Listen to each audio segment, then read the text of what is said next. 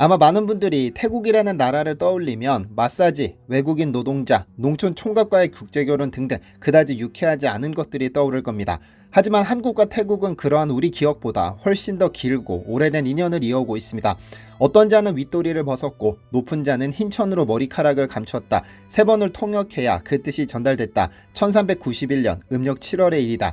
고려사 공양왕 편의 기록에서 알 수 있듯 한국과 태국은 1391년 고려시대 때부터 시작해 벌써 632년간 교류를 이어오고 있는데요. 태국의 사얌 왕조는 1391년과 1393년 두 차례 한국의 교역사절단을 파견했는데 해적으로 인해 교류가 중단되었다가 1950년 태국 정부가 3650명의 젊은이들을 유엔군의 일부로 한국전쟁에 참전시킴으로써 재개됐죠. 1950년 10월 22일 지상군 한 개대대에 프리기탐 2척, 수송선 한 척이 방콕 끄렁떠이 항을 출발해 11월 7일 부산에 도착했는데 태국은 참전국 중 6해공군을 모두 파병한 5개국 중 하나이기도 합니다. 136명이 전사한 것으로 알려졌죠. 그런데 태국인들이 가진 한국에 대한 이미지는 상당히 좋습니다.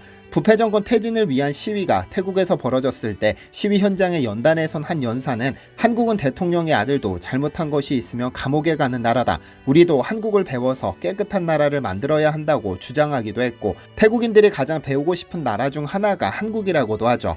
2001년부터 본격적으로 태국에 불기 시작한 한류 열풍으로 인해 태국인은 한국의 언어, 사회, 문화 등 한국에 대한 모든 것에 관심을 가지기 시작했습니다.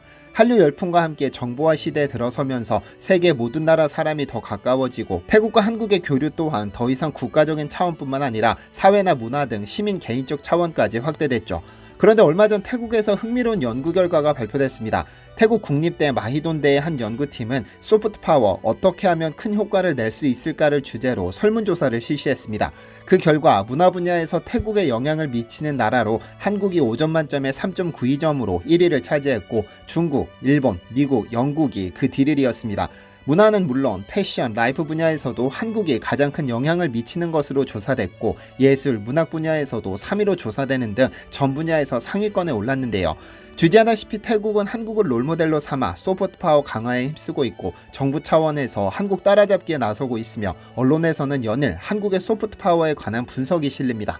그런데 이렇게 한국을 긍정적으로 바라보던 태국이 달라졌습니다. 최근 태국에서 한국에 대한 분노가 쏟아지고 있기 때문인데요. 무슨 일이 벌어지고 있는 것일까요? 안녕하세요, 디스멘털입니다. 지난 11월 첫째 주 옛 트위터 X에서 해시태그 검색어 1위는 한국 방문 금지였습니다. 아시다시피 해시태그는 SNS에서 공통의 주제로 이야기할 때 쉽게 검색되도록 샵 표시를 붙이는 것을 말합니다. 즉 태국에서 여러 사람들이 한국 방문 금지라는 키워드에 관심을 가지고 있으며 심지어 다른 모든 관심사를 제치고 1위에 올랐다는 뜻입니다. 태국인들이 자신들에게 가장 큰 영향을 미치는 국가로 중국도 미국도 아닌 한국을 선택했는데 이게 어찌된 일일까요? 이유는 한국으로 입국이 거절된 태국인들이 넘쳐나기 때문입니다. 한국을 사랑해 한국을 찾는 경우를 포함 최근 태국 관광객들이 한국으로 입국 허가를 받지 못하는 사례가 늘면서 태국 젊은이들이 분노를 쏟아내기 시작했습니다. 지난 11월 초 SNS X에는 태국인들이 한국 입국을 거부당했거나 이를 공유하는 한국 여행금지 해시태그가 100만 건에 도달한 것으로 알려졌습니다. 그래서 관심받기 좋아하는 일부 네티즌들은 어느새 한국 불매운동을 벌이자는 움직임까지 일고 있죠. 여행을 위해 5년 동안 돈을 모았는데 급여에 비해 너무 많은 돈을 갖고 있다는 이유로 입국이 거부됐다거나 출입국 관리소에서 한국에 4번이나 관광을 왔는데 아직도 부족하냐는 질문을 받았다 등등 억울한 사연은 많습니다. 한국의 인종차별 문제도 함께 불거졌습니다. 조회수 100만 건을 넘긴 한 글은 한국은 K-팝도 있고 정말 번영하는 나라지만 국민들의 생각은 뒤처져 있다면서 한국 사람들은 태국인들을 인종차별한다는 글이 큰 호응을 얻었죠. 그러면서 관광객 무비자 입국이 가능한 일본과 타이완을 비교하며 한국보다 차라리 일본이나 타이완을 가자는 의견도 힘을 받고 있습니다. 모든 일은 KETA에서 시작됐습니다. 한국 국적을 가진 한국인들이 단순 관광 목적으로 해외에 갈 때는 비자 없이 대략 3개월 체류가 가능한 입국이 허용됩니다. 그래서 이를 무비자 제도라고 부르는데 반대로 외국인들이 한국을 방문할 때는 어떨까요? 무비자로 입국이 가능할까요? 원래 이는 불가능했었습니다. 그래서 지난 2021년 5월 우리 정부는 한국 전자여행 허가 제도를 미국 시민권자들을 대상으로 시범 실시했습니다. 미국 시민권자가 KETA로 허가를 받으면 2년 동안 수시로 한국을 드나들 수 있으며 한 번에 최고 3개월까지 체류할 수 있도록 했죠. 그러다 그해 9월부터 본격적으로 시행됐는데 외국 국적자가 무비자로 한국에 입국하려면 입국 전 온라인으로 관련 정보를 입력해야 합니다. 그러니까 온라인으로 간편하게 무비자 허가를 받는 개념이라고 보시면 됩니다. 물론 대사관에 가서 인터뷰를 하고 서류를 제출하고 초정장을 제시하는 등의 불편함은 줄었지만 여전히 많은 이들에게 온라인으로 개인정보를 기재하고 사진을 업로드하는 일련의 과정은 여전히 불편함이 동반됩니다. 이에 우리 정부는 한국 방문의 해를 맞아 외국인 관광객 1000만 명 유치를 목표로 이 제도를 올 4월 1일부터 내년 12월 31일까지 한시적으로 면제하기로 했습니다.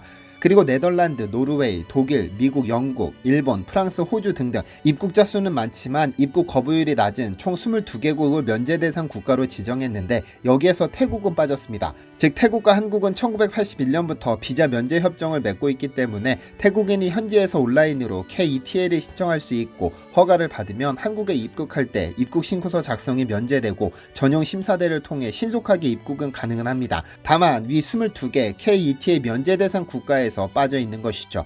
그런데 최근 태국인이 KETA를 신청해도 이를 허가하지 않거나 허가 후에도 출입국 심사에서 입국을 거부하는 경우가 잦아 태국인들의 불만이 속출한 겁니다. 일례로 지난 10월 와라폰 피아탐섬신이라는 태국 유명 인플루언서는 KETA를 받아 한국을 방문했는데 출입국 심사를 통과하지 못하고 구금됐다가 태국으로 강제로 돌려보내졌습니다.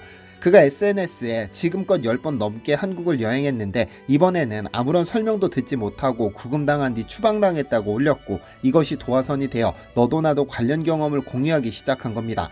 한 여성이 한국을 4번 방문했고 왕복 항공권에 호텔까지 예약했는데도 입국을 거절당했다고 밝힌 글은 삽시간에 퍼져나가며 조회수 900만 회를 넘어섰을 정도입니다.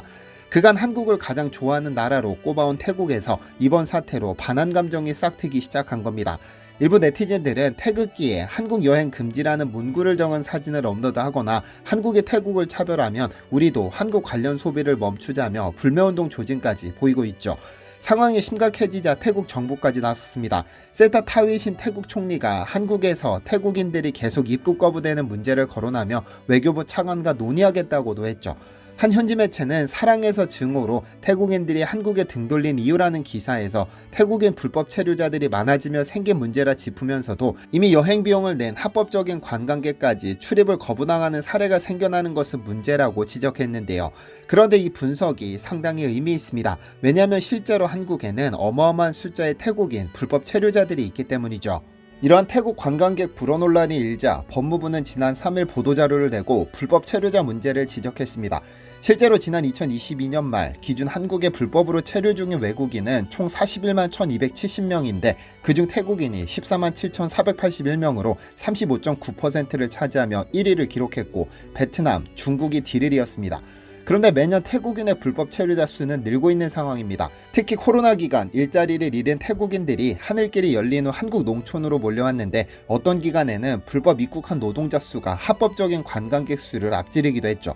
법무부는 2015년 약 5만 2천 명이었지만 지난 9월 기준 15만 7천 명으로 최근 8년간 3배 늘었다며 국내에 체류하는 전체 태국인 중 78%가 불법 체류 상태라고 강조했죠. 그러니까 태국인 10명 중 8명은 한국에 체류할 자격이 없는 즉 불법 체류자라는 뜻이죠. 이는 중국인 불법 체류자 6만 4천 명의 약 2.5배에 해당하는 수치입니다. 사실 이 문제는 법무부와 태국 노동부 간 태국인 불법 체류 취업 방지 및 감소 협력을 위한 양해각서를 체결할 정도로 오랫동안 다뤄왔습니다. 그리고 출입국 관리사무소 역시 태국인만을 차별한 것도 아니고 모든 외국인들에게 일관된 기준으로 심사하고 있는데요. 그렇다면 이런 설명이 수치로 확인될까요? 2019년 출입국 심사 과정에서 입국이 거부된 태국인 비율은 7%, 하지만 올해는 4%로 떨어졌습니다. 태국에서 출국 전 KETA 신청 제도가 도입되며 입국 거부가 더 줄어든 것이죠. 다만 태국인의 입국 불허율은 다른 국가에 비해 상대적으로 높은 편이기는 합니다.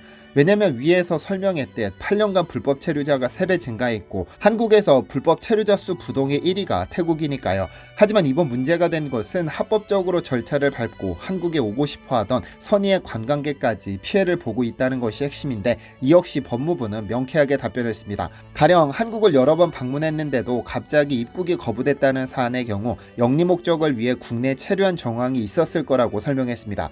왜냐하면 관광비자 즉 무비자로 입국하는 이들은 여행이나 지인 방문 등의 목적이 아닌 영리행위, 즉 돈을 버는 행위를 할 수 없기 때문입니다.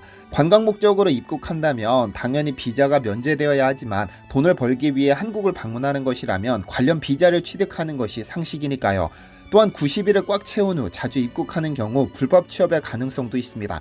약 80일간 농촌 등에서 불법으로 일하다 90일이 가까워지면 다시 태국으로 돌아가고 다시 돌아와 또 90일을 채우고 돌아갔다가 재입국한다면 누가 보더라도 의심스러울 수밖에 없으니까요. 워낙에 불법 체류자 수가 많은 국가다 보니 조금 더 세심하게 살피는 것일 뿐 이것이 차별이라고 보기에는 약간의 억지가 있어 보이기는 합니다. 사실 외국인 노동자는 한국 사회 전반에 걸쳐서 없어서는 안 될 귀중한 인력들입니다. 아마 시골이나 조금 몸을 써야 하는 일을 해보신 분들은 잘 아시겠지만 현장에서 젊은 한국인을 찾기란 쉽지 않습니다.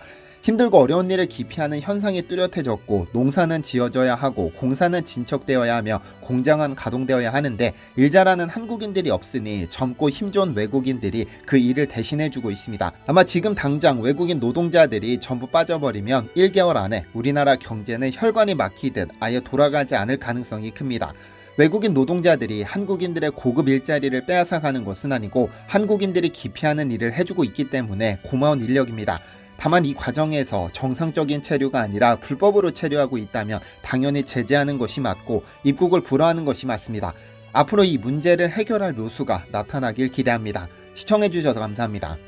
디시멘터리에서는 여러분의 제보를 기다립니다. 제 채널에서 다뤘으면 좋겠는 뉴스 또는 널리 알려졌으면 하는 영상은 디시멘터리 네이버.com으로 보내주시면 소중히 제작하겠습니다. 시청해주셔서 감사합니다.